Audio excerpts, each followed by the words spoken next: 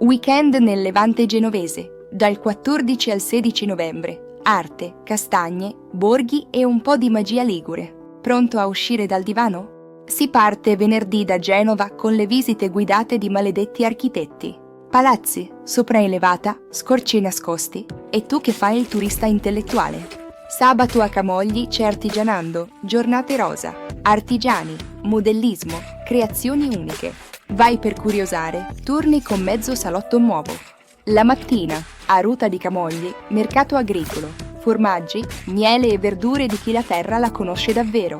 A Chiavari, castagnata di Rupinaro, caldarroste, frittelle e vin brûlé. Autunno in modalità comfort food al massimo. Sempre a Chiavari, sicuri insieme, volontari, dimostrazioni e un po' di cultura civica. Impari qualcosa e ti diverti pure. Nella Val Fontana Buona continua l'Expo 2025. Artigianato, ardesia, legno, prodotti tipici. Una valle intera trasformata in mostra vivente. E per chi ama la montagna, escursione al Monte Ramaceto in Val d'Aveto, boschi d'oro, creste panoramiche e tanta aria buona. Domenica a Chiavari c'è il pranzo rustico delle nonne. Sapori di una volta, piatti seri, zero leggerezza, tranne nel cuore.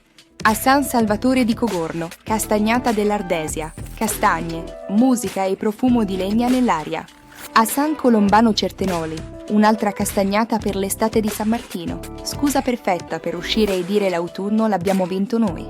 Più nell'entroterra, a Biassa, il borgo torna nel Medioevo per San Martino, tamburi, figuranti e piatti antichi. Set perfetto per foto epiche. Arezzo Aglio, motorallì in Val d'Aveto, motori, boschi e adrenalina. Se non corri, applaudi o ti godi il panino con vista monti. E per chiudere, passeggiata slow nei borghi della Fontana Buona, cappelle di campagna, botteghe e silenzi che fanno bene. Levante genovese, missione compiuta, cultura, natura e buon cibo. Prossima volta, stessa Liguria, nuove scuse per tornare.